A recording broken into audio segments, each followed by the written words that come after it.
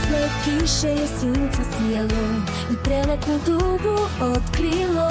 Proleće je stiglo napokon.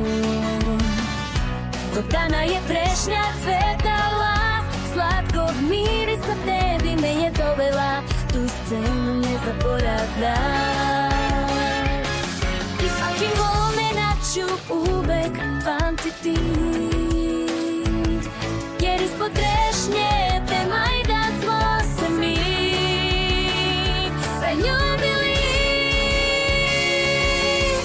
Samo uz tebe ja sijaću kao zvezda na nebu što sja.